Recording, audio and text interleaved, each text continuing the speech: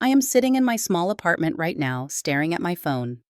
23 missed calls from my parents in the last 2 hours. 3 years ago, I brought Marcus home for the first time, believing love would be enough to make them accept him. I was completely wrong. They tried everything to make him disappear. They offered him money. They humiliated him. They cut me off financially. But here is the thing about trying to destroy something real. It backfires. Before I tell you what happened, drop a comment and let me know where you are watching from today. If you believe that love should never be measured by bank accounts, hit that like button.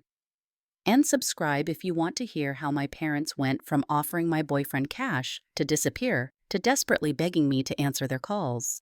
I met Marcus during my senior year at a prestigious university in Boston. I was studying economics, following the path my father had carefully designed for me since childhood. My family lived in a sprawling estate in Connecticut. My father, Harold, was the chief financial officer at a major investment firm. My mother, Diane, sat on the boards of several high-profile charitable organizations. We were what people called old money, though I never felt comfortable with that label. That afternoon in late September, my car broke down about 10 miles from campus. I was stranded on a quiet road watching the engine smoke rise into the autumn air. I called a nearby auto shop, and they sent someone out within 30 minutes. Marcus stepped out of the tow truck, and I remember thinking he looked nothing like the mechanics I had seen in movies. He stood about 6 feet 2 inches tall with warm brown eyes and skin tanned from working outdoors. His hands were calloused and stained with grease, but his smile was the kindest I had ever seen. He did not just fix my car. He took the time to explain exactly what was wrong, showing me the worn belt and the leak in the coolant system. When I asked about the bill, he charged me only for the parts, even though the job had taken him twice as long as expected. I asked him why he did not charge more. He shrugged and said that taking advantage of someone in a bad situation was not his style. Before I drove away, I gave him my phone number. I told myself it was in case I had more car trouble, but we both knew that was not the whole truth. Our first dates were nothing like what I was used to. Marcus did not take me to expensive restaurants or exclusive clubs. Instead, he brought me to a small coffee shop near his apartment where the owner knew his name and his order. We walked along the river at sunset, talking for hours about everything and nothing. He took me to a free outdoor concert in the park where we sat on a blanket and listened to a local jazz band play until the stars came out. For the first time in my life, I felt like someone loved me for who I was, not for my last name or my family connections. Marcus never asked about my father's company or my trust fund. He asked about my dreams, my fears, the books I loved, the places I wanted to see. Marcus shared his own story with me during one of those long evenings by the river. His father had passed away when he was 12, leaving his mother to raise him and his younger sister alone. His mother worked double shifts as a nurse to keep them fed and housed. Marcus started working at 15 washing dishes and mowing lawns, contributing whatever he could to help out. He went to night school while working full-time at the auto shop, earning his advanced automotive technician certification. He was proud of what he had built, and he had every right to be. After 6 months of dating, I decided it was time to introduce Marcus to my family. Thanksgiving seemed like the perfect opportunity. I convinced myself that once my parents saw how wonderful Marcus was, they would welcome him with open arms. The drive to Connecticut felt longer than usual.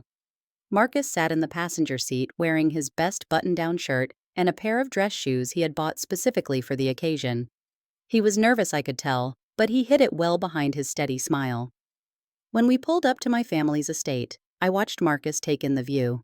The wrought iron gates, the long, winding driveway lined with perfectly manicured hedges, the massive stone house perched on top of the hill. It was a world completely foreign to him, and I suddenly felt ashamed of the excess I had always taken for granted. My father greeted us at the door with a handshake that lasted exactly 1 second too short. His eyes traveled over Marcus, assessing his off-brand watch, his worn leather belt, his shoes that were new but clearly not designer. "What do you do for work?" Harold asked before we had even made it to the living room. "I am an automotive technician," Marcus replied. "I work at a shop in Boston, but I am studying to get my advanced certifications." My father nodded slowly, his expression revealing nothing. My mother appeared from the dining room, her smile perfectly practiced, but her eyes cold. She looked Marcus up and down, the same way my father had cataloging every detail that marked him as different from us. Dinner was tense in ways that are hard to describe. My father asked question after question, each one designed to highlight the gap between our worlds. Where did Marcus go to college? What was his 5-year plan? Did he have any investments? What did his parents do? Marcus answered every question honestly, without a trace of shame. He talked about his mother's dedication, his father's memory, his own goals of one day owning his own shop. He did not apologize for who he was or where he came from. I had never loved him more than I did in that moment. When dinner ended and we prepared to leave, I caught my mother whispering to my father in the hallway. Her words were too quiet to hear, but the look on her face told me everything I needed to know. This was not disappointment. This was calculation. After that first dinner, my parents surprised me by inviting Marcus back several more times. I thought maybe they were warming up to him, that they had seen past their initial prejudice to recognize the good man he truly was. I was wrong. The pattern started during his second visit. We were all sitting in the formal living room making awkward small talk when my mother stood up to refill her glass of iced coffee. As she walked past Marcus, her hand somehow slipped and the entire contents of her glass spilled directly onto his lap. "Oh my goodness," she exclaimed, her voice dripping with false concern. "I am so sorry. My hands have been shaking lately because of a new medication I am taking." Marcus handled it with grace. He laughed it off, said accidents happen, and excused himself to clean up in the bathroom. My mother dabbed at the couch cushion with exaggerated worry, but I noticed she did not offer to help him or even look in his direction. The third visit, it happened again. This time, the family cat supposedly ran between my mother's feet as she was carrying a fresh glass of iced coffee to the table. The drink ended up all over Marcus's shirt. The fourth time, she blamed the uneven floor near the dining table. She said she tripped on a loose board that had been there for years, though I had walked that floor thousands of times and never noticed any imperfection. By the fifth dinner, my mother did not even bother with excuses. When the coffee splashed across Marcus's chest, she simply sighed and said, "Oh dear, not again," with all the sincerity of someone reading a grocery list. Through all of it, Marcus never lost his temper. He never raised his voice or accused her of anything. He just smiled, cleaned himself up, and continued the conversation as if nothing had happened. After the third incident, he started bringing a spare shirt in his car every time we visited. I confronted my mother after the fifth dinner. I told her I knew what she was doing, that her accidents were not accidents at all. She looked at me with wide, innocent eyes and told me I was being paranoid. She said I was so desperate to find fault with my own family that I was imagining conspiracies where none existed. She made me feel crazy for seeing what was right in front of my face. Then came the evening that changed everything. My father invited Marcus into his private study after dinner. He said he wanted to have a man-to-man conversation, just the two of them. I was not allowed to join. I waited outside that heavy oak door for what felt like hours. When Marcus finally emerged, his face was calm, but I could see something burning behind his eyes. In the car on the way home, he told me what happened. My father had sat him down in that leather chair, poured 2 glasses of whiskey, and gotten straight to the point. He offered Marcus $50,000 to walk away from me and never come back. He said Marcus did not belong in our world, that he would only drag me down, that love was a fantasy that could not pay bills or maintain social standing. Marcus refused immediately. My father doubled the offer, $100,000, enough to open his own shop, to pay off any debts, to set himself up for life. Marcus refused again. He told my father that his love for me was not for sale, that there was no amount of money in the world that could make him abandon the person he wanted to spend his life with. My father's composure cracked. He told Marcus that he was a fool, that he was making a mistake he would regret, that there were other ways to handle this situation. Marcus walked out of that study with his dignity intact and his heart unchanged. That night, as he held my hand and told me everything, I felt my own heart break and rebuild itself all at once. The man I loved, had been offered a fortune to leave me, and he had chosen me instead. He had chosen us. A few weeks later, I received a strange message on my phone. Someone I had never met claimed they had matched with me on a dating application designed for wealthy professionals.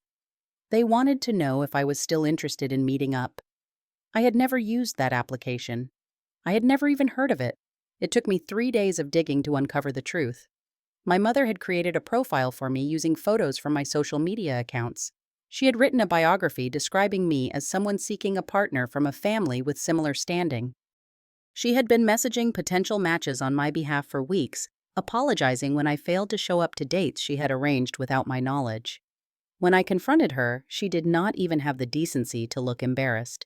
She told me she was simply helping me find someone more suitable. She said Marcus was a nice enough person, but I deserved someone from our own social class, not a mechanic who came home with grease under his fingernails. I deserved someone from our circle, she said. Not a nobody. That word hit me like a physical blow. Nobody. She had reduced Marcus with all his kindness and hard work and integrity to nothing more than his lack of wealth. In that moment, I saw my mother clearly for the first time. I saw both my parents for what they really were. The ultimatum came during the spring of my final semester. I was 3 months away from graduation, 3 months away from the degree I had worked toward for 4 years. My parents requested a meeting at the family home to discuss my future. I should have known it was a trap. My father sat behind his desk like a judge delivering a verdict. My mother stood beside him, her face arranged in an expression of maternal concern that fooled no one. "We need to talk about your situation," my father began. "This relationship with the mechanic has gone on long enough. It is time to make a choice." "His name is Marcus," I said. My father ignored me. "If you continue seeing him, we will cut off all financial support. Your tuition, your apartment, your car insurance, everything. You will be on your own." My mother stepped forward, her voice soft and poisonous. "Sweetheart, we only want what is best for you. You deserve someone from our world, someone who can provide for you properly, someone who understands our way of life. Not a nobody." That word again. Nobody. I tried to reason with them. I talked about Marcus's character, his work ethic, the way he treated me with more respect and kindness than anyone I had ever known. I told them that love was not supposed to be a business transaction, that happiness could not be measured in stock portfolios. My father cut me off. "Love does not exist," he said. "There is only leverage and status. You are young and naive. You will understand when you are older." My mother produced a few theatrical tears. She claimed she was doing this for my own good, that she would never forgive herself if she let me throw my life away on someone beneath me. I left that house in tears, feeling like the ground had disappeared beneath my feet. That night, I told Marcus everything. His response shattered me in the best possible way. He offered to leave. He said he could not stand being the reason I lost my education, my family, everything I had known. He said he loved me too much to watch me suffer because of him. I refused. I told him that if my parents wanted to control my life with money, then I would simply stop taking their money. I would finish my degree on my own terms, even if it killed me. The next few months were the hardest of my life. I applied for student loans to cover my remaining tuition.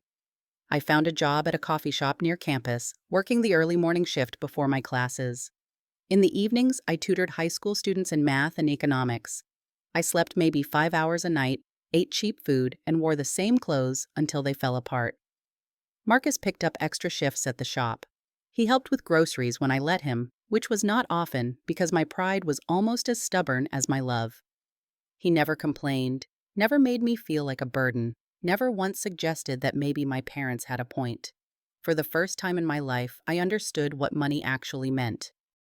Not as an abstract number in a bank account, but as hours of labor, as exhaustion and sacrifice, and choosing between necessities. Every dollar I earned felt more valuable than anything I had ever been given. My parents went completely silent. No calls, no messages, no invitations to family events. It was as if I had ceased to exist the moment I stopped being useful to their social ambitions. I graduated with honors on a warm day in May. The ceremony was beautiful, the kind of perfect spring afternoon that felt like a reward for surviving the winter. My parents were not there. My chair was surrounded by Marcus, his mother Elena, and his younger sister Sophia. They cheered louder than anyone when my name was called. They took photos and hugged me and told me how proud they were. It was the first graduation in my life that actually felt like mine. 2 years passed. I took an entry-level position at a startup focused on renewable energy. The pay was modest, the hours were brutal, but I believed in what we were building. I worked my way up slowly, proving myself with every project, every late night, every problem I solved that no one else wanted to touch. Marcus completed his advanced certifications and got promoted to shop manager. He saved every spare dollar dreaming of the day he could open his own business. We lived in a small apartment with secondhand furniture and more love than any mansion could hold. When our startup got acquired by a major corporation, I received a significant equity payout. Not enough to match my family's wealth, but enough to know that I had built something real with my own hands. Around the same time, Marcus finally saved enough to open his own shop, specializing in electric and hybrid vehicles. He was ahead of the curve, and his business grew faster than either of us expected. We got married in a small ceremony with only the people who truly loved us. Marcus's mother cried happy tears. Sophia gave a toast that made everyone laugh. My parents were not invited. I did not miss them. 3 years after my parents cut me off, my face appeared on the cover of a business magazine. The article was about young entrepreneurs and leaders in the clean energy sector. The journalist had done her research. She wrote about my journey from being disowned by my wealthy family for choosing love over status to building a career from nothing. She wrote about Marcus and our story, calling it an inspiration. The article also mentioned, almost as an aside, that my father's investment firm had recently suffered significant losses due to some poorly timed decisions. The company that had once seemed invincible was now struggling to stay afloat. The irony was not lost on me. My father, who had tried to buy off my boyfriend with promises of financial security, was now watching his own empire crumble. I had not planned for this. I had not wished for it. But there was a certain justice in the universe that I could not ignore. Within hours of the article going online, my phone began to ring. My parents, who had not spoken to me in 3 years, suddenly had a lot to say. I listened to every voicemail they left. 23 messages over 2 days, each one revealing a different stage of their desperation. The first few were angry. "How could you humiliate us like this?" my father demanded. "Airing our private family matters in a national publication. Have you no shame?" The next batch tried to shift blame. "This is all because of that man my mother insisted. He turned you against your own flesh and blood. He poisoned your mind." Then came the bargaining. "We are your parents," my father said, his voice cracking in ways I had never heard before. "We made mistakes, but we are still family. Please, just talk to us." Finally, something that sounded almost like honesty. "We were wrong," my mother admitted in her last message. "We were so wrong about everything. Please, sweetheart, just give us a chance to make things right." I did not respond right away. I needed time to process, to figure out what I actually wanted from them. Revenge was not it. I had never wanted to hurt them, even after everything they had done. But forgiveness was not simple either. You cannot just erase years of cruelty with a few tearful voicemails. After a week of thinking, I agreed to meet them at a coffee shop downtown. Neutral territory, public space. No power dynamics, no family estate looming over us. They looked older than I remembered. My father's hair had gone gray at the temples. My mother's perfect posture had developed a slight curve. The arrogance that had once defined them seemed to have faded, replaced by something that might have been genuine regret. We sat across from each other in uncomfortable silence for a long moment. Then my father spoke. "I was wrong," he said. "About Marcus. About what matters in life. About everything." I spent so many years measuring value in dollars and connections that I forgot what actually makes a life worth living. My mother reached across the table, stopping just short of touching my hand. I am sorry for what I did. The coffee, the dating profiles, all of it. I thought I was protecting you, but I was just being cruel. Marcus is a good man. I should have seen that from the beginning. I listened without interrupting. When they finished, I took a deep breath and said what I had been preparing all week. I forgive you both. But forgiveness does not mean forgetting, and it does not mean things go back to how they were before. I explained that if they wanted a relationship with me, they would have to earn it. They would have to treat Marcus with respect as a member of the family, not as an outsider to be tolerated. They would have to prove through their actions, not just their words, that they had actually changed. They agreed to everything. Whether they meant it remained to be seen. The healing process took years, not months. There were awkward dinners and stilted conversations. There were moments when old patterns threatened to resurface, and I had to remind them that I would not tolerate disrespect toward my husband. But slowly, painfully, something began to shift. My father visited Marcus's shop one afternoon, asking questions about electric vehicles with genuine curiosity. My mother invited us to a family gathering and introduced Marcus to her friends without a trace of embarrassment. Small steps, but real ones. I learned something important through all of this. The value of a person has nothing to do with their bank account or their family name. It is measured in how they treat others, especially when no one is watching. Marcus taught me that lesson every single day just by being himself. Our relationship with my parents will never be perfect. There are scars that do not fully heal, memories that still sting when I touch them. But we have something honest now, something built on truth instead of pretense. And that is more than I ever thought I would have. I am looking at our wedding photo as I finish telling you this story. Marcus is laughing in it, his arm around my waist, his eyes full of joy. His mother and sister stand beside us beaming. And there in the background are my parents. They came to the vow renewal ceremony we held last year. They cried real tears. They hugged Marcus like he was their own son. Sometimes the only way your parents can truly see you is when you find the courage to walk away. Sometimes you have to lose everything they gave you to discover what you can build for yourself. And sometimes, if you are very lucky, they find their way back to you as better people. Here's my question for you. Have you ever had to choose between family expectations and your own happiness? Have you ever loved someone your family did not approve of? I want to hear your story in the comments below. If this story touched your heart, please hit that like button and share it with someone who needs to hear it today. Subscribe to this channel so you never miss another story about love, resilience, and finding your own path. Thank you for being here with me. I hope you carry something good away from this story. And wherever you are, whoever you love, I hope you have the courage to choose them every single day.